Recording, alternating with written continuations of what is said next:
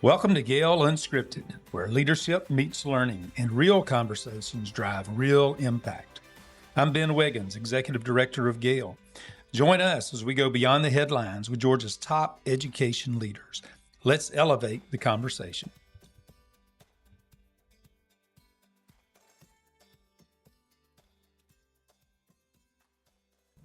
Welcome, GAEL family, to another exciting episode of GAEL Unscripted. Today we've got two outstanding guests with us. We have Kerensa Wing and Rickey Edmonds. Why don't we take a couple of minutes here to let y'all introduce yourself, and we'll start with you, Kerensa. All right. Thanks, Ben. I'm Kerensa Wing, and I'm one of the co-directors for the GAEL Executive Coaching Program. A little bit about my background. I was in Gwinnett County Public Schools for 32 years and finished my last 12 years as a principal, both at Lanier High School and Collins Hill High School. And Kerensa's leaving out one important part there when she was introducing herself. She was actually the Georgia State Principal of the Year while she was at Collins Hill High School. Thanks, Ben. All right. Well, I'm Rickey Edmond, 30 years in education. I've just about served in every leadership role possible, from being a principal, also at the high school level, district office, assistant superintendent, special ed director, and then also serving as a superintendent of schools. So it's been a wonderful journey, and it's great to be a part of GAEL. Oh, awesome. Well, let's talk a little bit about what executive coaching is and how it may be different from mentoring, because some of our audience out there, they may be familiar with mentoring, and when they hear executive coaching, they may not understand the difference. Just a little bit about the difference between them. I think there is a lot of confusion. I still, we work as executive coaches. I get called a mentor very often in that role. But executive coaching is really focused on improving the performance of the client, and they really drive the goal setting that we do in that process. And the coach really doesn't give advice like a mentor might. The coach really is driving that process of helping the client achieve their goal through questioning and really trying to dive deep and expand their thinking so that they can come up with their own solutions and reach the goals that they've set. And mentoring really is advice giving in the moment. A lot of times people will have a mentor that they've self-appointed and call them up and try to get advice as they need it. But it's not something that might be very focused over a long-term goal that they might be working on. Yeah, and one thing I would like to add is it's really about unlocking that leader's potential and doing that in a very safe and aggressive way, because it's all about how do we elevate. And that leader goes through a process of working with the executive coach and getting that sounding board. And that sounding board really build efficacy in that leader and outcome-based for its organizational effectiveness across the spectrum of time for total school improvement. That's a great explanation you both gave on that. So many of us have had mentors where we just call and we've got this particular problem in the present, and they just give us advice on how to deal with that particular problem. And so the executive coaching is going much more in depth through questioning and asking that client questions to help that leadership development grow in that leader. For the future. Great. How many leaders are receiving executive coaching now around the state of Georgia through GAEL? We're really proud of the work coaches, our entire team, and the great support through the GAEL organization. We're right now serving 180 plus leaders across the state, and this is a fast turnaround. We're talking really a 2-year journey of seeing those numbers increase significantly each year over a grand total of 3 years, with the first year being the implementation pilot model that we started. Yeah. Kerensa, you want to add anything? I think you got that one, Rickey. Well, it wasn't like there was a program already in place. The Georgia State Department of Education gave a grant to GAEL to do this. And you two had to really just start from the ground up and build this. Why don't you just talk real quickly about that process? I know it's hard to put a 3-year journey into a 2-minute answer, but why don't you just talk about maybe what you did that first year in preparation? We did a lot of research and thinking, and Buddy Costley was the executive director, of course, that hired us. And as we came together, we did some storyboarding to really think about what does that journey look like. What's our foundation? What's our definition of executive coaching? We really did a lot of foundational work and research around making sure we had a strong model that we could then use to hire coaches and get them trained to support leaders across the state. Yeah. Yeah. We called this GAEL unscripted. They had no idea I was going to ask that question. Threw it right on them. Is there anything you want to add to that, Rickey? Yeah, I think it was important for us building the foundation for executive coaching for the first time in the state of Georgia. Is talking about our RESA directors across the state and that strong partnership and feedback loop we created with the State Department and then also with Carl Vincent Institute. So this model that we created really connected with a lot of organizations, a lot of powerful people across the state. And there's no doubt in my mind that because of that networking and that collaboration, it really propelled us to a great start. Yes, And speaking of that collaboration, we also have a strong advisory board that really helped us in this process. We had the initial idea and then we took it to them, and they really helped us think through processes and ideas and grow. And we had representatives from all of the GAEL affiliates, the RESA directors, superintendents, universities. We had a wide range of people on our advisory board, and we are really appreciative of the time and effort they've put into helping us develop a great program. And there wasn't just a one-time meeting with that advisory board. Ongoing. So you're constantly meeting with them to get feedback, and I know you talk to the superintendents that their districts are receiving the coaching to get feedback from them as well. So you two are always working very hard to get the feedback to make sure how the program is working and if there are any tweaks that need to be made.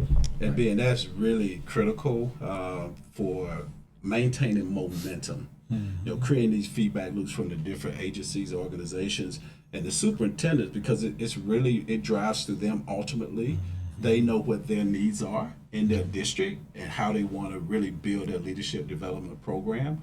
And I want to say I appreciate the superintendents. Not every superintendent can be so open and transparent and willing to allow for this type of new model, to have a place in their organization. So a lot of gratitude and thank yous to our superintendents across the state of Georgia. Yeah, good point. They had to put a lot of trust in you two and Absolutely. GAEL to allow this executive coaching to take place. But I think it's so important, we talk about the turnover of new leaders, and it's not just the position that they're currently in. The turnover is so fast and furious that they may begin receiving coaching in one position, but by the end of the year or 2 years, they're in a different position, and that's what is so unique and important about the executive coaching. So let's talk about how these coaches and school districts were selected. You've got 180 that you're coaching right now. How were they selected? Let's start with the coaches. Okay. How did you go about the process of figuring out who are the people that we're going to hire as executive coaches to work with the leaders around the state? So Rickey and I had an interesting conversation when we were starting out. He was all worried about getting enough coaches. Yeah. I was all worried about getting enough clients. So I'm like, there's plenty of coaches out there. We'll be fine. So we opened up our application process, and we just used the GAEL newsletter and social media platforms to put out the call. And we had a tremendous response. We had over 100 applicants. The first year we only had about 25 coaches. We increased that last year to 41 coaches, which is what we have for this year. And we really looked for people that had a growth mindset, that were interested in really pouring into other people to help support their journey and their growth. So, as well as a wide and varied experiences, because we know that even though you don't have to have done that position to coach, a lot of people feel more comfortable opening up if they know you've walked in those shoes before. Sure. So we did second round interviews and called all the references, all the things you would normally do in your HR process. Yeah. And so then you get those coaches selected, and then you had to train them, because I'm sure a lot of them had preconceived notions. Some of them may have had some training on coaching. Many probably had not. Were more familiar with mentoring. So talk about, what was that training? What did it consist of? So the training, we have partnered with Engage to Learn, who had a great training protocol. And we also are using their platform called Grow Lab. And so we did a full 2-day training with them with 6 weeks of follow-up support on a weekly basis. And so that training was called Data Informed Growth Training. I think it's called the Coaching Collaboration now. And really that training helped take all of our coaches through a process and gave them kind of a framework for coaching. So it taught them the GROW model, which is the model that we use in our coaching, in each coaching session, to really around goal setting, exploring current reality, creating options, and then kind of what are you going to do? What's your way forward? That it was a great opportunity, and the Grow Lab platform gives us an opportunity to really help the coaches stay focused on the goal setting and the progress that they're making. All of our coaches are also Georgia Lead certified. Those are the rubrics that we use in the Grow Lab as Georgia Leads, and we feel like that's in great alignment with what the state's been doing with our evaluation program. Even if a district's not using the Georgia Leads program, we're using those rubrics because they're written in a very growth-oriented manner. So we're exposing leaders across the state to that program, which we feel like is important to help with their growth. And so they would choose one of those Georgia Lead standards to set their goal around. Yeah. And then we also have them go through the GAEL micro-credentialing process that we offer twice a year. Yeah, and I think I sat through that training, that first 2-day session, and I learned a lot about the difference between mentoring and coaching. And you brought it up. It helps keep the coaches on task and keep the focus on that goal setting and the growth. In mentoring, both when I was being mentored by someone or mentoring others, it was very easy for us to get off topic or to start talking about different things. And I think that's what's unique about the executive coaching is it always brings it back to the focus of the goal setting and that progress and leadership development. Indeed. And I'd like to also add, we continue in our own growth models as executive coaches, because we also coach as well. And we host our professional learning cycles where we bring our executive coaches in and we take on book studies. We do reflective exercises on how coaching is going out in the field. So we get a whole lot of deep self-reflection about the process, and we match that up with present literature to make sure that we are on a growth model to ensure that we are really being professional in terms of driving the production of artifacts and evidence to validate the effectiveness of the coaching cycle. Yeah. So it's not just the leaders that are getting coached that are developing and growing. The actual executive coaches are going through a similar process. Yes, of growing we meet and with them developing as monthly. So yeah, perfect. Now let's talk about the school districts. So you got the coaches selected, you're getting the training going, but at the same time, you two are doing a statewide road tour, driving around the state and selling your program to school districts out there and telling them what this is all about. So talk about what that process was like and how those school districts were eventually chosen to participate. So I would like to start off. you go ahead. You are absolutely correct about the road trip. Sometimes we're away from home 3 to 5 days at a time because we are covering the whole state of Georgia. But what a great road trip process we put together. And that's, again, working through our RESA directors, building access. So they kind of serve as a roadmap for us, or a red carpet to get us to the door. And we knock on the door, and the superintendent says, okay, come on in. Let's talk a little bit more about executive coaching and what it's about. And once we start that two-way dialogue, it just kind of is magical. And they really embrace the vision of it. And oftentimes, some districts have a higher readiness level for executive coaching than others. But we're in 55 plus districts across the state of Georgia on a brand new program that's never been done before in the state of Georgia. So again, to GAEL and the State Department and all of our other networking agencies for putting the value, the value and the resources behind executive coaching for the state of Georgia. It's been absolutely powerful. Yeah. So the district's really self-selected Mhm. as we kind of traveled around the state, and the majority of our districts are kind of in Central and South Georgia. Yeah. And I can't remember which one of you, but right before I retired, one of you was down in Quitman, Georgia. Was that you or? I think it was Rickey. I think I was virtual that day. Yeah, I But think we you both were were there. We were both there. way down there on the Florida line, but that just shows the extent of the travel that you all did. And I know there's still school districts today. I had a phone call last week wanting to know a way that we could get on the list. Is there, we've got a new leader. We would really like to go through this coaching. So I know you two are probably still receiving phone calls Yes, we are. along those lines as well.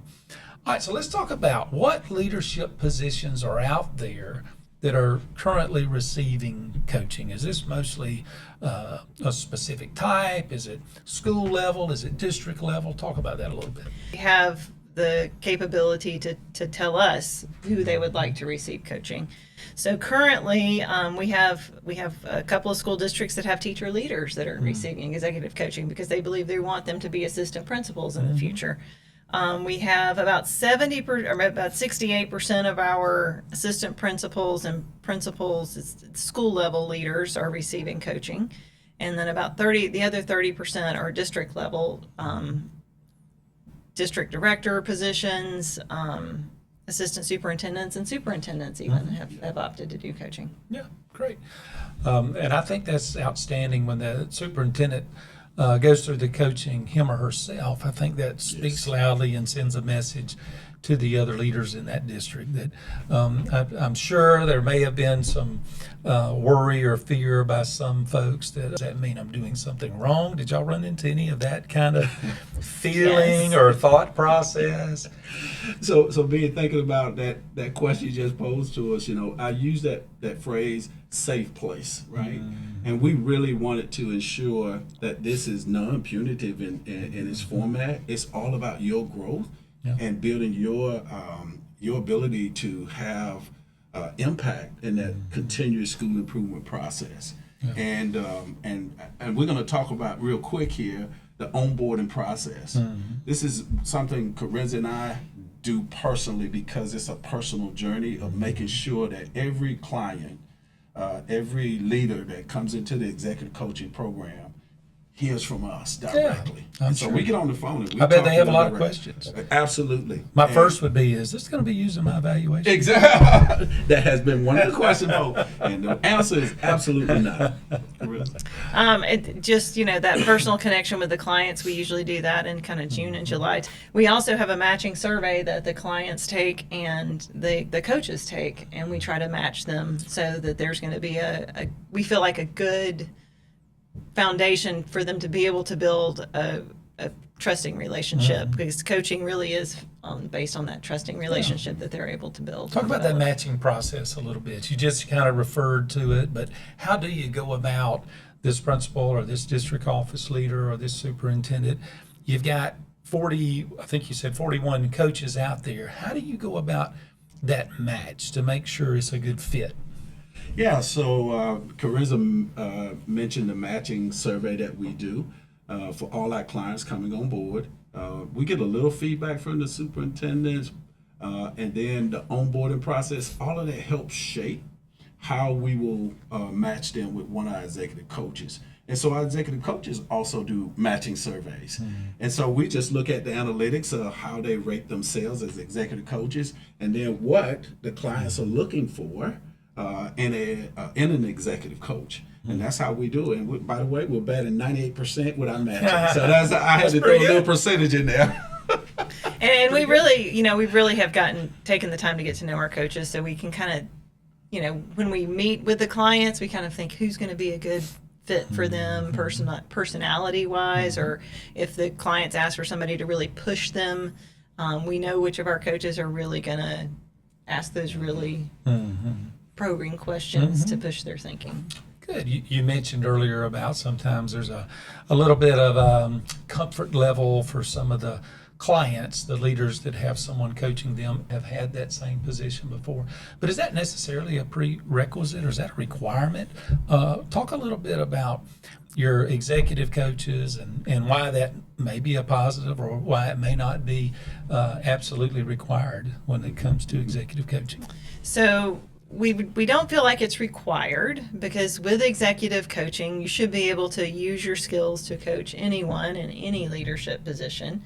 If you're using the format and in those probing questions and really doing some active listening. I think it's a lot easier to slip into advice giving if you're coaching somebody that's in the same role that you've had. That's kind of the challenge for the coach if they're coaching somebody that is in a role that they've had. But at the same time, there is that comfort level for the client if they've had the same role. Yeah. You want to add anything to that, Rickey? I think you covered it well. The only thing I would just add, again, we do listen very carefully to those surveys. And again, when you're matching at 98%, that is absolutely wonderful. Yeah. And so, again, we get continuous feedback also using surveys. How's the coaching going? Are you satisfied with your executive coach? We even ask the executive coach, how are things going in your coaching cycle? So it's an ongoing formative process of really self-reflecting on the coaching cycle for each of our clients. Yeah. Let's talk about that coaching cycle. What does a coaching session consist of? You two are one of you is coaching me. I'm a new whatever. How often do we meet? Where do we meet? Is it in person? Is it virtual? Yeah. So once we take all our new clients through the onboarding process, and we then do the matching process, and then the executive coach will now reach out to the client that they've been matched with. And that starts the process of building a working relationship, building a safe and trusting environment. I do want to go back and just kind of mention, in the MOU we signed with the superintendents, one of the things that they have to sacrifice is that they cannot intrude on a coaching cycle under maybe two circumstances. They have to first be invited in, and then second, if there's an emergency situation. Sure. Other than that, they trust us to trust our executive coaches and their leaders to go through this executive coaching process. And so once that orientation is taking place, they're going to meet usually 10 times out of the year. That's a combination of virtual and face-to-face. But we let the coaching cycle and the coaches and the clients work out how they want to meet. So even Kerensa and I, as co-directors, we don't get involved unless they invite us in to do a team coaching process. Good. Anything you want to add to that? Typically, a coaching session lasts anywhere from hour and a half, 2 hours, depending on if they're in person or virtual. And if they want to meet more often, then they might meet twice a month and just do it for shorter periods of time. So it's kind of truly up to the client and the coach for what's going to help the client. Perfect. Well, let's maybe wrap up this podcast today and talk about why you two think and feel executive coaching is so important for our educational leaders in the state of Georgia. Well, I truly think it's important for acceleration of growth. Whether you're a new leader or have been in your seat for a while and you just need a shot in the arm of somebody coming in and helping you with your thought processes and helping push your thinking, we really think it accelerates growth. Anything you want to add, Rickey? Yeah, I personally had an executive coach as a superintendent, and there's no doubt what a powerful variable it was serving me in my role to move the district forward that I served in. And also, I have a saying, and I usually present this every time we're out in the field, so goes leadership, so goes the organization. You probably can speak to that as well. And so pouring into our leaders, present and future, I just think that's the right way to go. And again, I'm going to say kudos to the state of Georgia, to GAEL, to the entire network of supporters that really connected to the vision. And it has been profound, and we have the numbers to show it. That's right. I think something that is so great about it and unique about it is sometimes if you're the principal or you're the superintendent, if you're not careful, you may not be surrounded with people that are speaking up and sharing things with you. Right. And I think that's the beauty of the executive coaching process is there's someone that's not in the system but is asking those questions and making sure that that leader is continuing to grow and develop. So if there's some leaders out there listening, I mean, maybe that's a challenge I would have for you. Who are you giving permission to ask you those questions to ensure that you're growing? And if you're not, executive coaching would be a great opportunity. And we've got a ton of executive coaches that are trained in the state of Georgia, and so I'm sure if you contacted Kerensa or Rickey, even though you might not be a part of the GAEL executive coaching program, there's a way that they can get you with an executive coach to help you on your leadership journal. Today, thank you for the incredible job you're doing with the GAEL coaching program. Please, GAEL members, reach out to Rickey and Kerensa if you have any questions about executive coaching for your district. Thank you. Thank you, Ben. Thank you.